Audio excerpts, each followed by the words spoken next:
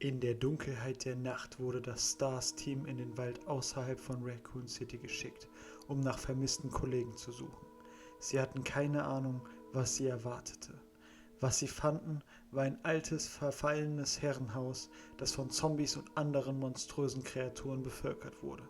Sie waren gezwungen, um ihr Leben zu kämpfen, während sie versuchten, den Ursprung der Kreaturen und die Machenschaften der Umbrella Corporation aufzudecken. Doch als sie tiefer in das Herrenhaus eindrangen, enthüllten sich dunkle Geheimnisse und eine Verschwörung, die weit über das hinausging, was sie sich jemals hätten vorstellen können. Und damit möchte ich euch in meinem neuen YouTube-Video über Resident Evil 1, dem klassischen Survival-Horror-Spiel, das das Genre für immer verändert hat, begrüßen. Wir werden tief in die Welt von Raccoon City eintauchen und alles über die Atmosphäre, das Gameplay und die Geschichte dieses Meilensteins der Videospielgeschichte erfahren.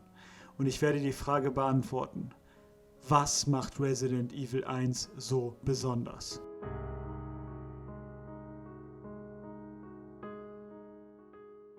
Die Spielentwicklung von Resident Evil 1, auch bekannt als Biohazard in Japan, begann Anfang der 1990er Jahre bei Capcom.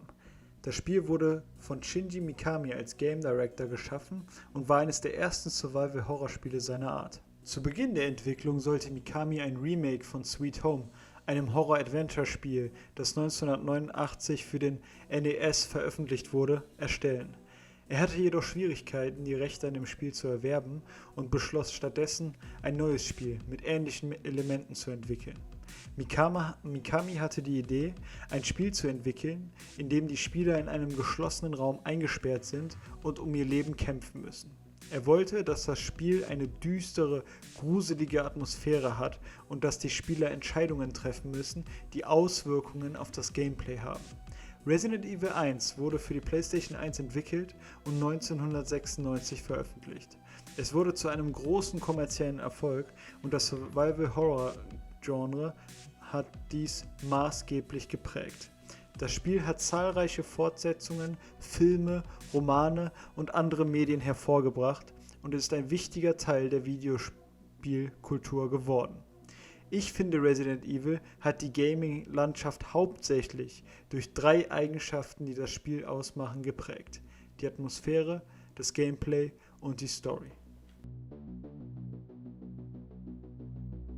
Die Atmosphäre in Resident Evil 1 ist eines der besonderen Merkmale des Spiels und trägt wesentlich dazu bei, dass es sich von anderen Spielen unterscheidet. Das Spiel verfügt über eine düstere, gruselige Atmosphäre, die durch verschiedene Elemente verstärkt wird. Eines dieser Elemente ist die Wahl der Schauplätze. Das Spiel findet hauptsächlich in einem alten, verfallenen Herrenhaus statt, das von Zombies und anderen monströsen Kreaturen bevölkert wird. Das Haus ist dunkel, verlassen und voller Geheimnisse und Gefahr. Die Spieler müssen sich durch die verfallenen Korridore und Zimmer bewegen und ständig auf der Hut sein, um nicht von den Kreaturen angegriffen zu werden.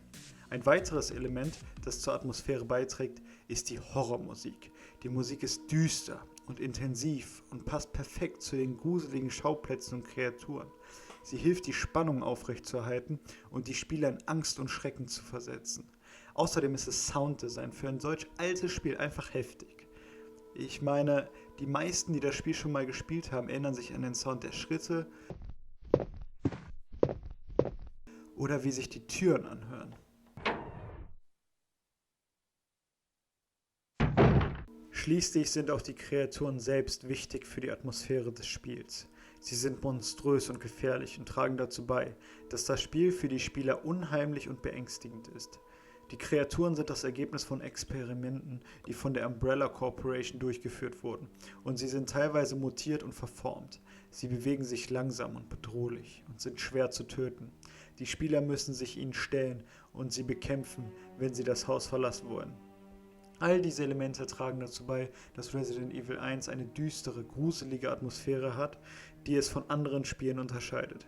Sie sorgen dafür, dass das Spiel für die Spieler unheimlich und beängstigend ist und dass es ihnen im Gedächtnis bleibt.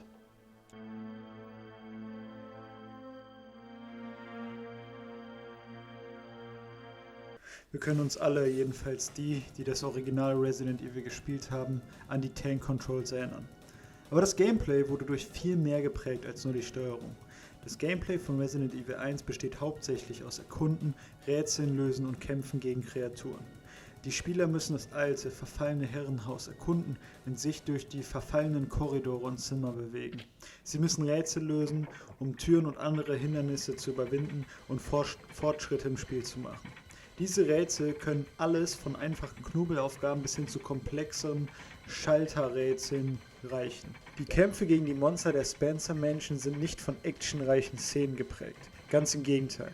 Die meisten Zombies sind sehr langsam und erst in engen Situationen oder in Gruppen so richtig gefährlich. Es kommt jetzt nicht darauf an, wie gut man zum Beispiel aimen kann. Nein. Das Gameplay von Resident Evil 1 ist auch durch das Element der Begrenzung von Ressourcen geprägt.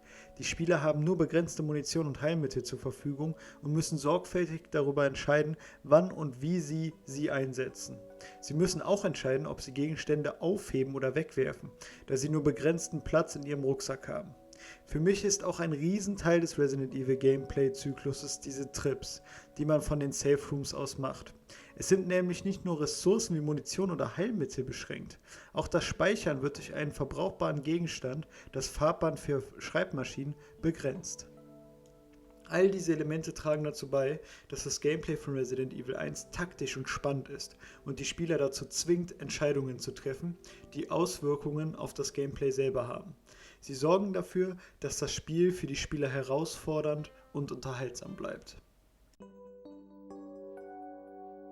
In Resident Evil 1 für die PS1 spielen die Spieler die Rolle von Mitgliedern des STARS Team, einer Einsatztruppe der Polizei von Raccoon City.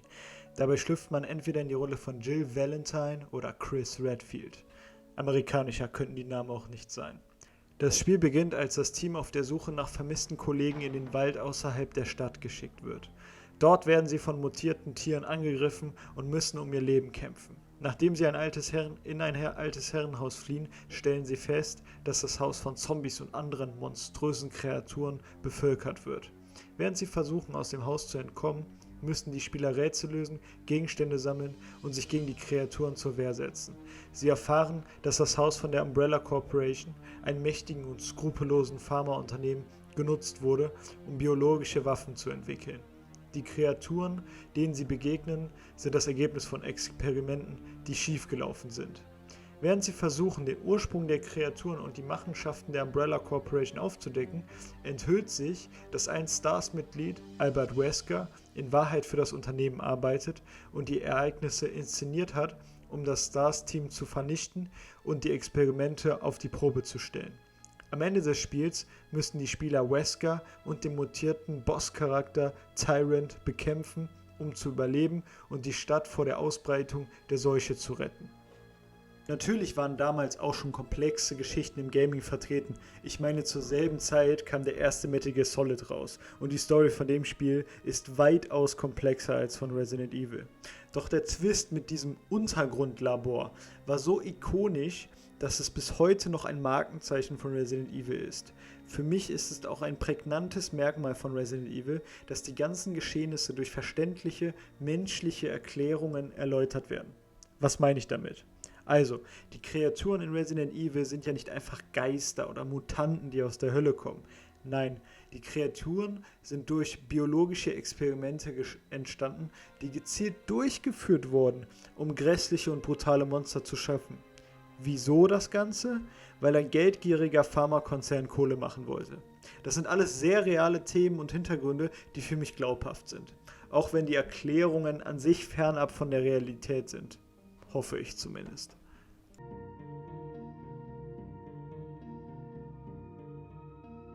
Resident Evil 1 ist für mich immer noch ein besonderes Spiel und hat auch heute noch Einfluss auf neuere Survival-Horror-Titel wie Signalis.